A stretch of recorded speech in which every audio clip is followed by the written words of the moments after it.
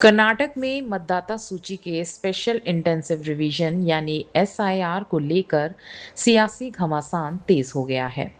केंद्रीय मंत्री और जनता दल सेक्युलर के वरिष्ठ नेता एच टी कुमारस्वामी ने कांग्रेस सरकार पर गंभीर अब आरोप लगाते हुए कहा कि राज्य में मतदाता सत्यापन की प्रक्रिया नियमों के मुताबिक नहीं चल रही है।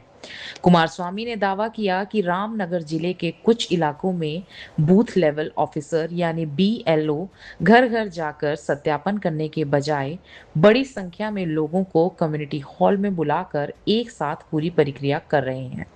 उनके मुताबिक यह निर्वाचन आयोग के दिशा निर्देशों का उल्लंघन है। उन्होंने रामनगर के डिप्टी कमिश्नर की भूमिका पर भी सवाल उठाए और आरोप लगाया कि प्रशासन अपनी जिम्मेदारी ठीक से नहीं निभा रहा है। उन्होंने मांग की कि पूरे मामले की निष्पक्ष जांच कराई जाए और यदि किसी अधिकारी की लापरवाही सामने आती है तो उसके खिलाफ कार्रवाई की जाए। कुमारस्वामी ने सबसे गंभीर आरोप लगाते हुए दावा किया कि मुख्यमंत्री के प्रभाव में बड़ी संख्या में फर्जी मतदाताओं के दस्तावेज तैयार किए जा रहे हैं। उन्होंने यह भी आरोप लगाया कि अवैध बांग्लादेशी नागरिकों के नाम मतदाता सूची में जोड़ने की कोशिश हो रही है। हालांकि इन आरोपों की स्वतंत्र रूप से कोई आधिकारिक पुष्टि नहीं हुई है और न ही चुनाव आयोग ने अब तक इस संबंध में ऐसा कोई निष्कर्ष जारी किया है। उन्होंने यह भी आरोप लगाया कि लोगों पर दबाव बनाया जा रहा है कि यदि वे एसआईआर प्रक्रिया में सरकार की बात नहीं मानेंगे तो उन्हें सरकारी योजनाओं का लाभ नहीं मिलेगा। कुमारस्वामी ने कहा कि लोकतंत्र में इस तरह का दबाव उचित नहीं है। केंद्रीय मंत्री ने घोषणा की कि इस मामले से जुड़े वीडियो, दस्तावेज और अन्य सामग्री केंद्रीय गृह मंत्री अमित शाह तथा भारत निर्वाचन आयोग को सौंपी जाएगी।